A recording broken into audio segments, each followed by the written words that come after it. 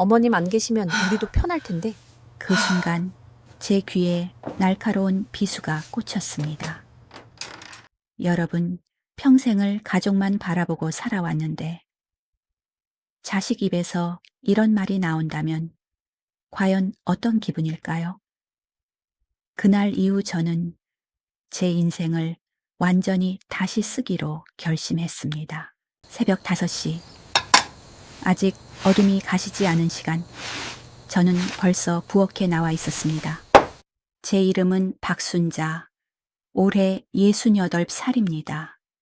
사람들은 저를 늘 헌신적인 엄마, 착한 시어머니라 불렀습니다.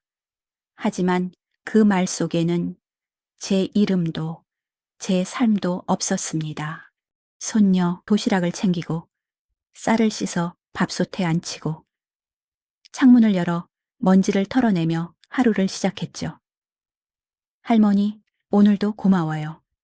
손녀 은지의 환한 얼굴은 저에게 유일한 위로였습니다.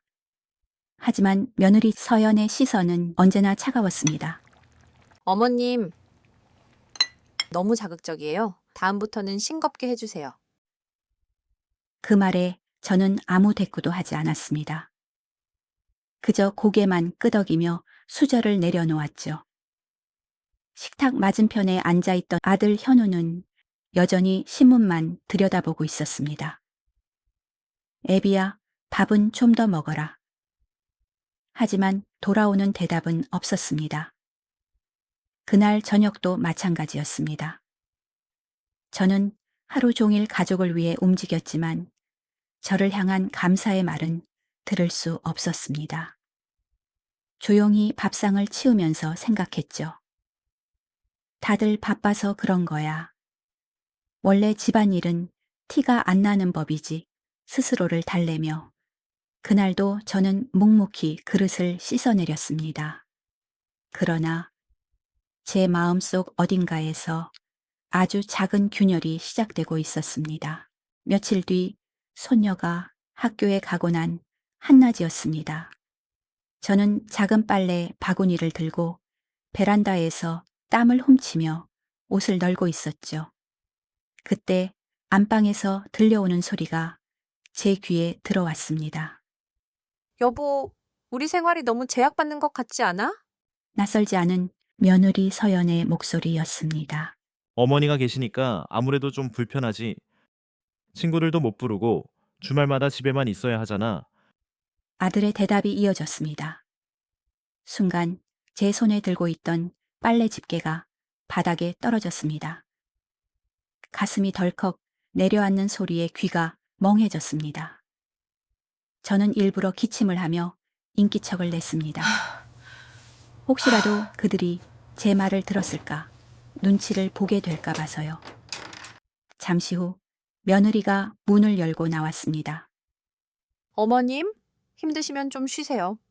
하지만 그 말 속엔 전혀 따뜻함이 없었습니다.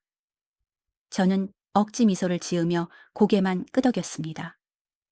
그러나 속으로는 수십 개의 말들이 목구멍까지 차올랐죠. 내가 불편한 존재라니.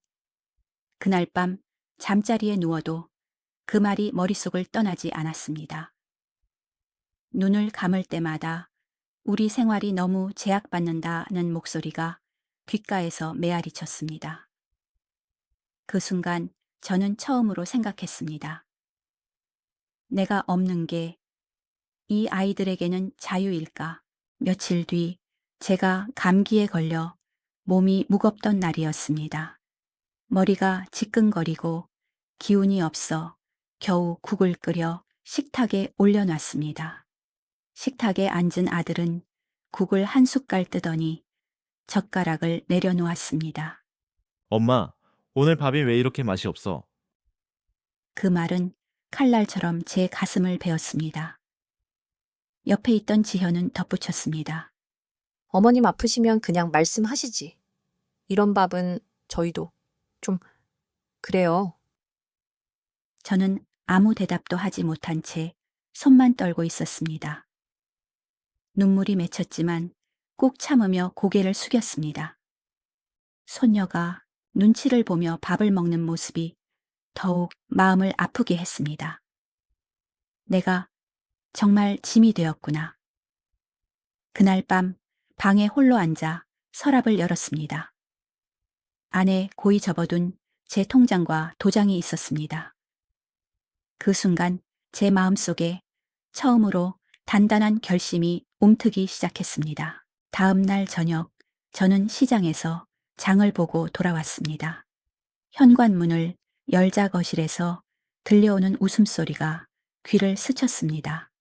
아들과 며느리, 손녀가 함께 둘러앉아 여행 이야기를 나누고 있었습니다.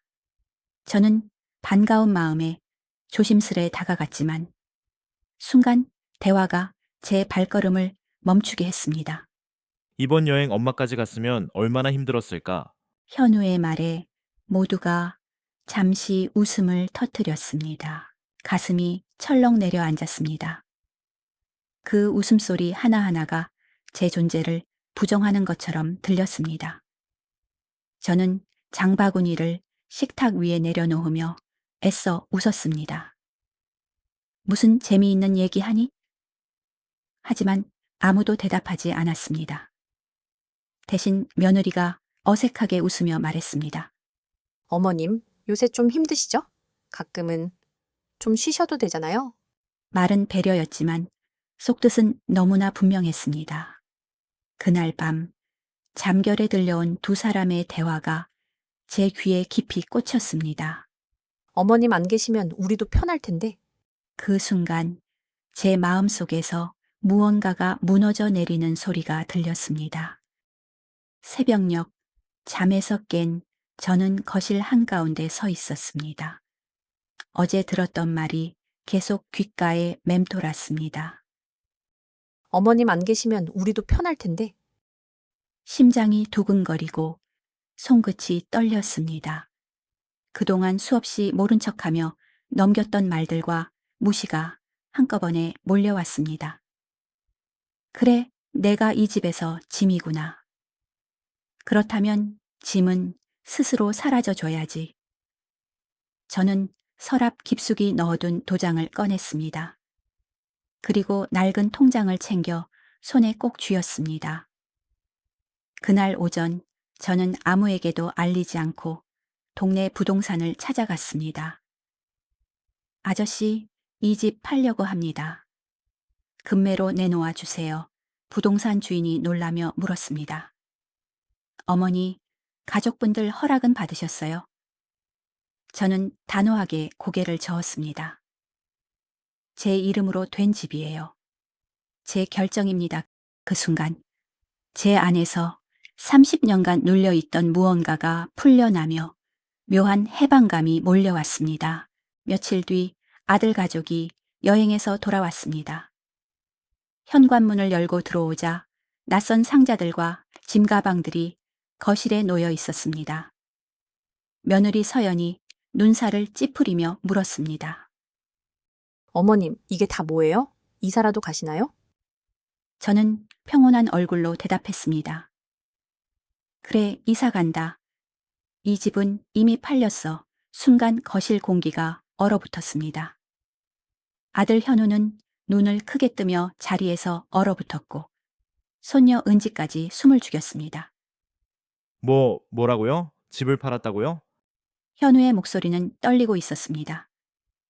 저는 고개를 끄덕이며 담담히 말했습니다. 그래, 내 이름으로 된 집이니까 내 마음대로 한 거지. 서연은 얼굴이 하얗게 질리더니 외쳤습니다. 그럼 저희는 어떻게 하라고요? 그제야 저는 수십 년 동안 삼켰던 분노를 조용히 꺼냈습니다. 너희가 말했잖아. 내가 없으면 편할 거라고. 이제 정말 편해지겠네.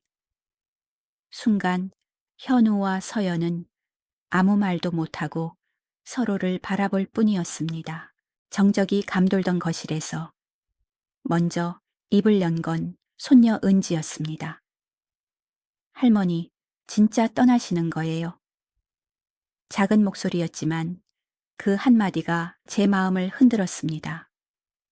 그러나 저는 흔들리지 않으려 애써 미소 지었습니다. 그래, 은지야.